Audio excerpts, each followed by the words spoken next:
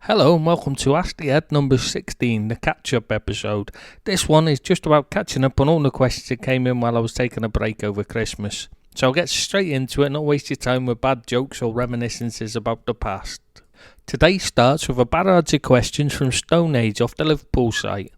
Firstly, he asks, who is the nearest player in style and ability to KDB in world football, and do you think he would fit into Liverpool's team? If so, who would he replace in the starting 11? I really can't think of anyone with a similar style or kind of ability as De Bruyne in the modern game. Perhaps Harvey Barnes, has he got that same red face like he's about to explode, Luke, but he doesn't play the same. The problem with De Bruyne is that he's able to play a number of different roles and positions so well. It makes it difficult to understand how to actually get the best out of him, so he ends up being used in roles that never quite get the most out of all of his abilities. To me, the closest player I can think of to him was probably Steven Gerrard. Like Gerrard, you have so many attributes to pick from. Do you play him wide to make the most of his quality crosses and ability to cut in and hit the ball? Do you play him high up the pitch around the edge of the box, get him in dangerous areas to shoot? Do you play him deeper where his probing passes can create attacks? Like Gerrard, he lacks awareness and positional sense in defensive zones, so he usually ends up with a free role to play as he pleases. I'm sure he could fit into any team, probably would have to be at the expense of someone like Oxlade-Chamberlain or Keita in a Liverpool side. While I think he could play any of the midfield positions or wide forward places, I don't think he would improve on Mane or Salah, and lacks the defensive acumen of Henderson, Fabinho and Wijnaldum, so I don't know if he would get in. Yeah, he probably would. Well, you'd have to put him in instead of like an Oxlade-Chamberlain or Keita. Right, now on to Stone Age's second question, and it is, how good was Steve McManaman? Obviously, going to Real Madrid, he must have been one of the best in the world in his position at the time. He also scored some important goals for them, but he's never named on here in anyone's top 11. What's the reason for that? Sour grapes that he left still? I think the problem is that Liverpool never saw the best of him. He became a much better player with Madrid, as it wasn't all about him. When he was emerging, he was boundless energy, great dribbling skills and terrified defenders. However, after winning Player of the Year, went to his head and he became prone to just running into blind alleys and taking 55 touches when 2 would have done. All the things that are so frustrating about Lallana, but multiplied by 10. Talent-wise, he was also unlucky in that he was the successor to John Barnes, and Barnes was truly special, but McManaman simply wasn't on that level. He did improve at Madrid as he stopped just running and started to use his head. Instead of trying to beat 11 players, he would look for the pass when it was on and try not to take more touches than when necessary. He won't be named anyone's top 11 as he wasn't good enough while at Liverpool to emerge from the shadow of the greats that came before him, and is now being overshadowed by the current team. And Stone Age's last question of the bunch, which is, given their preference to get forward and whip crosses in with their left foot, could you see Klopp being able to coach Shaqiri to cover for Andy Robertson? Honestly, no. I don't think there's a snowball's chance in hell of him ever being able to cover for Robbo. Even if Shaq gave it his all, he lacks the pace and stamina to get up and down the flank for 90 minutes like Robbo does. Right, so next we go to the Arsenal site and Clockend, who, rants. He says, if he gets appointed, Mickey Mouse and Donald Duck should be his first signing. A shambles this is, Championship here we come. Yeah, I've no idea what that is about either. Maybe it's something to do with the guy who bought Portsmouth a couple of years ago. He was an ex-Disney chief. If any one of you listening to this knows what this is about, please send your answers in on a postcard. Right, now back to the Liverpool site, and Sky Salah asks, hi Ed, just a quick question on goalkeepers. Other than Becker, is there any other goalkeepers in the Premier League that you like and think are great? And is there any up-and-coming keepers in the league that have a good-looking future? I remember watching Mark Travers for Bournemouth against Spurs last season and thought he was fantastic.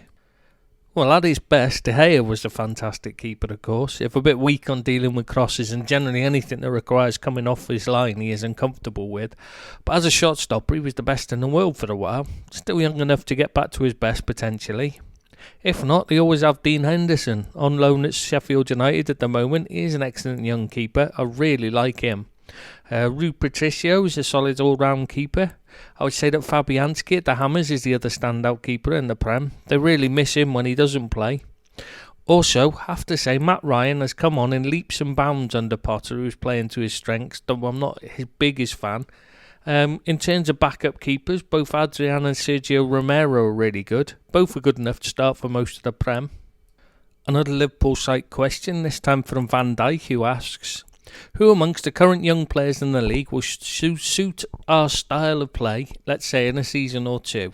I just put my teeth back in after saying that, and what's a bit difficult to answer is the style will no doubt have evolved by then, but I'll base it on how Liverpool play now and leave out the Liverpool prospects such as Jones. So of the players 21 and under, I would say Pulisic, Sessegnon, Greenwood, Dalot, James, Aarons, Saka, Neto, Ampadu, Godfrey. I mean, basically, there are loads of youngsters can be easily moulded to suit the system.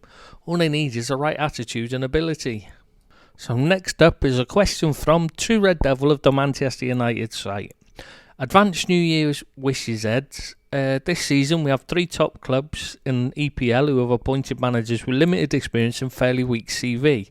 Who amongst the managers in Chelsea, United and Arsenal do you think are best equipped to succeed? Are these decisions to recruit them a calculated risk, and will these managers be given time to grow into the role? Yeah, thanks. Happy very belated New Year to you too. Right, the best equipped to succeed is Lampard, simply because he is the one given the most help by his club. Only time will tell if he is the best of them in the role though. Chelsea had to do something different. They needed someone that the fans would give time to and back even if things were difficult. Lampard was the perfect choice for that.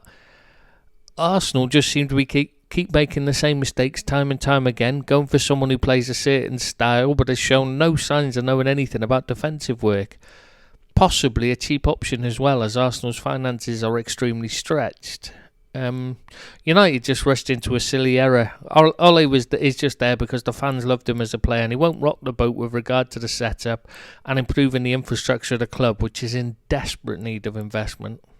I expect all 3 to be given time.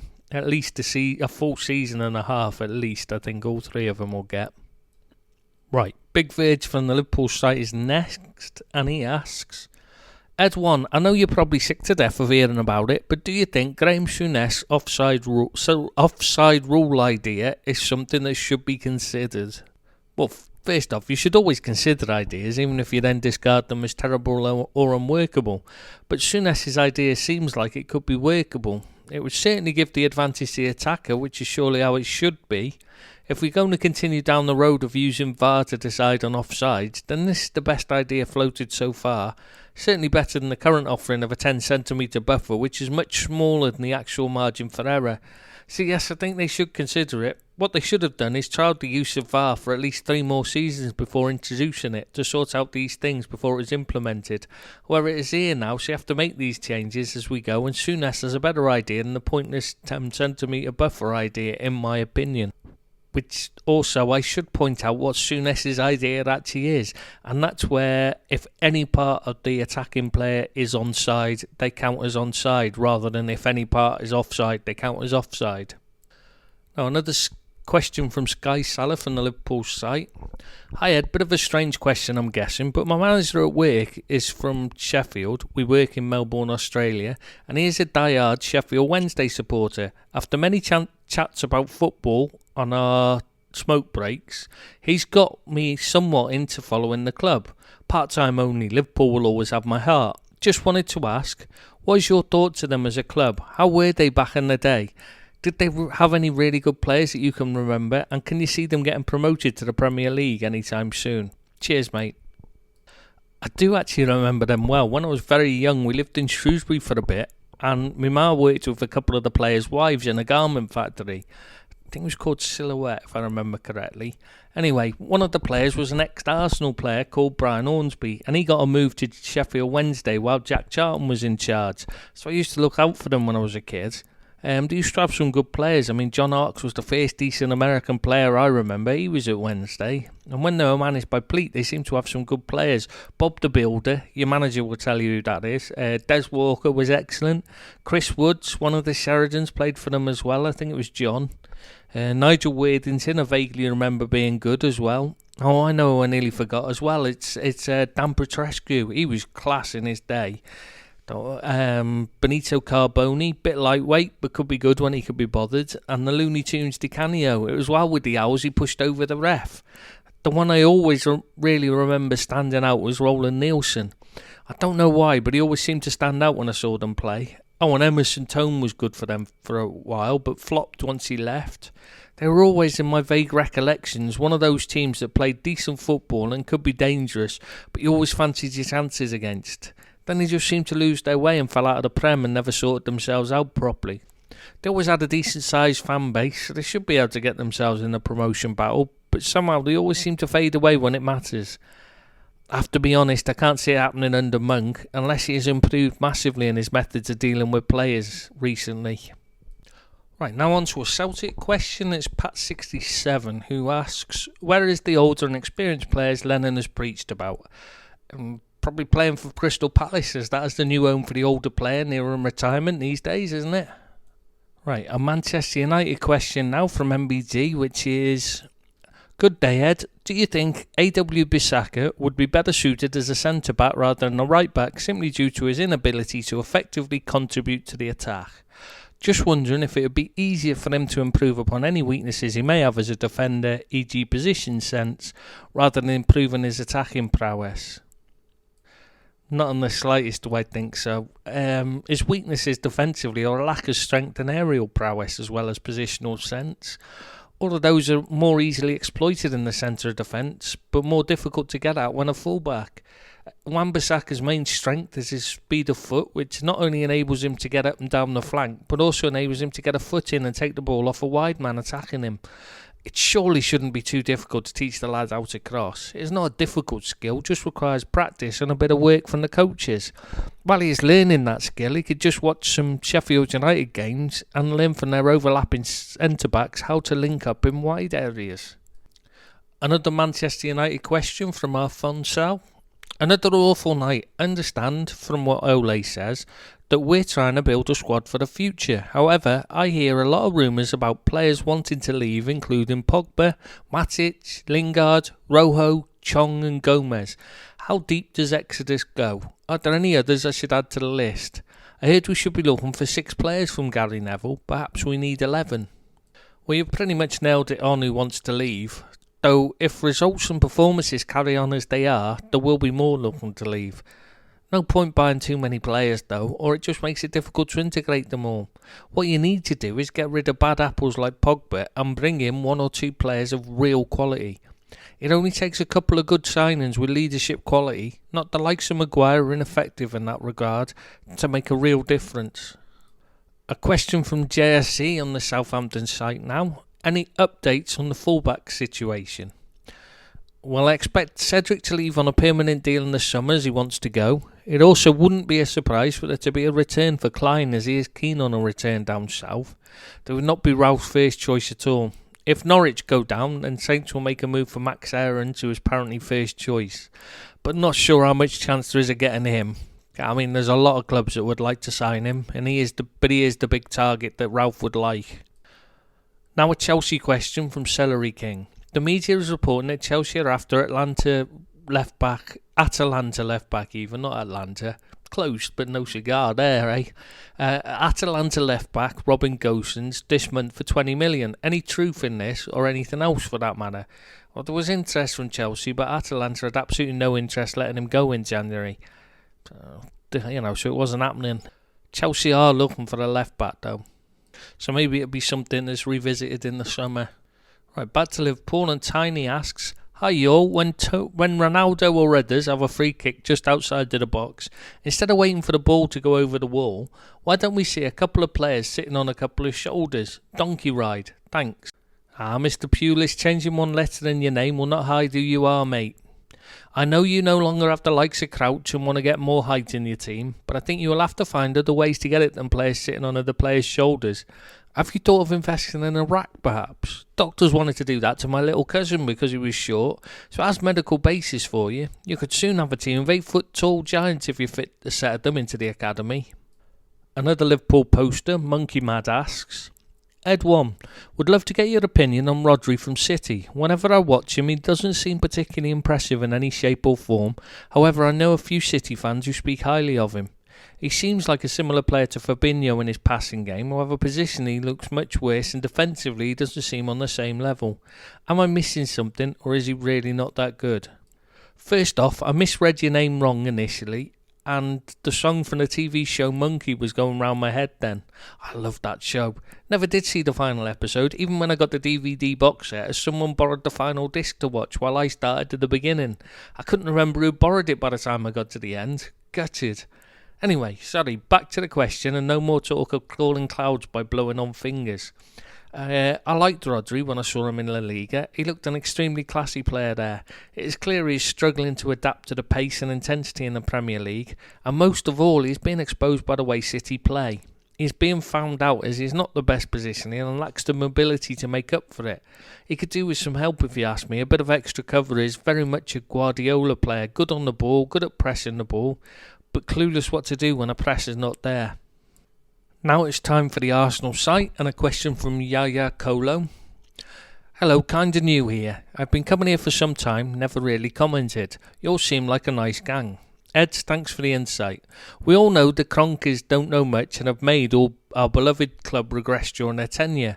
But why is Arsenal not throwing all their cash to get Campos in on the technical side of things?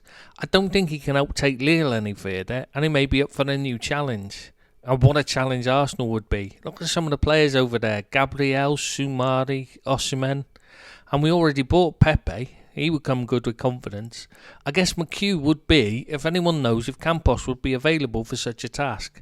I think I read about him being linked to United, which would be terrible. Arsenal could really do with a competent football man upstairs. Well, Luis Campos has a contract with Lille and they don't want to let him go, so they're going to want a lot of money to cancel it, and no one seems willing to pay that much for someone like him, which I find odd. Clubs will pay big money for a single player, but not for a man that can help those players achieve their potential, or for men who can find those players before big money needs to be spent. Football is an odd world. I would expect Campos to run his contract down and leave when it expires, as he is now very much in demand. He did good work at Monaco and now at Lille. I personally do not think Monaco have recovered from letting him go. I can't see Arsenal being his chosen option though, I'm afraid. Sorry. Right, another Chelsea question from Celery King is it true that Chelsea and Barcelona are chasing grasshoppers? Rapid 21-year-old Swiss left-back Alan Aragoni reported on the BBC. Well, the BBC were actually reporting on a report from somewhere else. It's not really the same thing. Sadly, this is what passes for journalism these days. I mean, when it says stupid things like chasing or join the race, then you just wonder what happened to telling the true story. What they mean is Barcelona and Chelsea have had him scouted, as they do hundreds of players over the course of a season. It just means when they say things like chasing, it usually means they've had him scouted a couple of times. That's all. Another Southampton question now. This time from Norfolk Saints, who wants to know, why are we after the Tottenham reserve fullback when we have our own youth players who have not yet been given a fair crack? We must stick to our principles and keep to the Southampton way. Well, it's really simple, mate. The club do not feel any of the right backs in the youth team are good enough. It may be a case of not good enough yet, but only time will tell on that. Next is back to Liverpool and Robbie's Line, who asks, Hi Ed1, great site, great vibe, real privilege to have your insight. I've been trying to think of a good question for you. A hard one. This is it. If you had to take a United player, that's Man United by the way, who would it be and why? A few years ago I'd have said De Gea, but Alisson is in a different league now. This might sound mad, but I reckon Klopp could get a lot out of Pogba. I know his wages would be silly, and Liverpool don't usually sign ready-made players, but I just think his passing could work for us. Well, first off, it's not really that much of a privilege to get it, as everyone I've ever worked with will no doubt agree. I'm not shy with sharing my insights. Yeah, sorry, I took a few attempts to say that correctly. Anyway, as to the question, Pogba will be bottom on my list, as he is not going to ever be a Klopp player. He's only interested in looking good, that lad. If you wanted the ultimate example of a fancy Dan, it would be Pogba. I'm always reminded of the film White Men Can't Jump whenever I see Pogba. When Snipes and Harrison argue, and Woody tells Snipes he is more interested in looking good than winning, well, that one sentence sums up Pogba to a T for me. He doesn't want to work hard, he just wants to do flicks and tricks. It matters nothing to him whether they affect the game or help his team out, so long as they look good. Highlight reel hero, that's what he is. He'll never put the team first, so defo not him. It has to be one of the youngsters. There are some very good ones there, such as Rashford and Greenwood, but the one I would take is James Garner, and not just because of the name. The lad is a special talent that needs nurturing and defo one to watch out for in the future. Right, now another Celtic question, and RB even 13 asks, "Hi Ed, should the worst happen and Edouard gets injured, he does pick up knocks, would you be confident that we have the personnel to get us over the line? If so, who? If not, what type of strikers do you think we need in?" You do lack a bit of cover there, now that Annan is playing two up top. However, you can always go back to playing a one up front system if necessary. Plus you have the added comfort of knowing that every time that Rangers get a chance to take the lead in the table, they bottle it. Rangers really need to win a trophy to get that confidence boost to help them hold their nerve when it comes down to it. Unless Celtic collapse, which is unlikely given that Rangers are the only genuine opposition, they should have enough to hold on this season. The problem is that Rangers seem to be building towards trophies, while Celtic have been sat on their laurels for years now. This summer they will need to recruit well, which is difficult as top-class strikers at their peak do not want to play in Scotland, so you have to shop in the bargain basement, even if the club was willing to pay top prices. You have to take a chance on either a player who has talent but not made the most of it so far, or someone young and up-and-coming like Edouard. Both types of players are projects, or you can go for an older, more experienced player who's winding down his career but wants a last chance at trophies, such as a Glenn Murray type or Billy Sharp even. Ones that will help the youngsters break through and still have desire to win, as they have not got the trophies so far in their career. Right, it's another Man United question now from Manchester United Rumours, who asks, "Hello Ed One, could please let me know how would you rate the different centre-backs in Man United? How high or low in an order, sorry. Also, could you please let me know your thoughts on the ideal pairing for Man United centre-backs? Mine would be Lindelof and Bailly, an uninjured one. Good day to you." Well, I'll start with the lowest ranked, and I won't count Fosu Mensah. He doesn't even seem to have entered the thinking of Ole at centre-back. So bottom for me will be Phil Gurning-Jones. Even if he could stay fit, the guy consistently makes stupid decisions and costs the team. So much potential gone to waste there. It's a real shame. Axel Tuanzebe's next. Tuanzebe? Yeah, something like that. Lots of potential. Was excellent in the Championship last season, but he needs to run a game before we can see if he has actual ability rather than still being potential. Next will be Maguire. His positioning is suspect. He shows all the leadership skills of a dead duck, but he is strong both in the air and on the ground. And despite his many errors, he never suffers from confidence issues. Though that is not helping him improve, as he never seems to believe it is his poor position at fault on goals conceded, as he is so sure of himself he looks at everyone else to blame instead. A fit Bailly would be next. Physically impressive, strong, quick, good in the air, but not as good on the ball as Maguire. However, he doesn't overdo it the way Maguire is prone to. Not that it matters, he's never fit. He may as well not even be on the list. Lindelof is the best of the bunch. He does lack a little strength. He's not the best in the air either, but he has good positional sense, decent pace, and is good on the ball. Now, I would say the ideal pairing for me would be Tuanzebe and Lindelof. Tuanzebe needs games, he has pace, he's better on the ball than Bailly, and spends a lot less time on the injury table. The only issue is both are better on the right side of defence, which is the same problem with Bailly. Unfortunately for United, the only defender you have who prefers to play on the left side of defence is Maguire. That really needs to be addressed. Right, Danny from the Celtic site wants to know, "Ed, whatever happened to us signing the big defender Bruno? Sure he was a South American. Is this now dead? Last I heard he was going to court to get his contract terminated." Well, I don't know anything about why these stories of his contract being terminated had come about. He was always signing for the Brazilian Red Bull team, Bragantino, and he did so in January, even though the record were running stories about him terminating his contract and becoming a free agent as the move had collapsed. The deal was done days before they ran that story.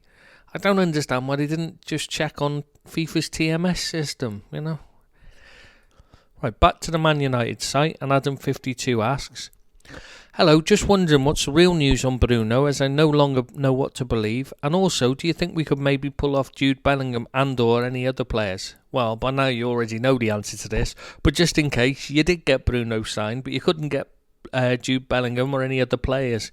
Am I the only one who wonders if Jude is any relation to Linda Bellingham? Does he like gravy? Right, question from the European soccer site now. A McBond Beef asks, I just wanted to ask if there is any interest in Jimenez of Wolves. Many thanks. Well, the lad's an excellent forward, grasps for the team, scores goals, creates chances, so it's quite surprising there was little interest in him in January. I would think it's his age and the price Wolves would require to let him go that would be against anyone looking to sign him. The only way I can see anything happening with him in the summer is if he pushes for a move.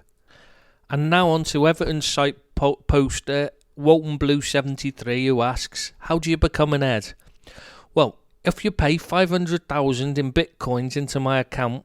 Oh wait, no, sorry, I was reading off the wrong bit of paper then. That was the ransom demands to get Ed Treble 6 back from his captors. I've already told them they will be begging me to take him back after a week, so no go. As for editors, it really comes down to what we need in the main. If there's a site we need an editor for, such as Leeds, Forest and Rangers at the moment, and Wolves too, we then keep an eye out for a poster who seems to fit the bill. The problem is finding posters who want to do it and then want to keep doing it after they've seen what it entails. Well, that's it for the catch-up episode. Almost completely clear of questions now, you'll be glad to know. So you might be lucky enough to have a bit of a break from these pods, depending on how quickly the questions come in. Hope you all enjoyed listening and speak to you again soon, possibly.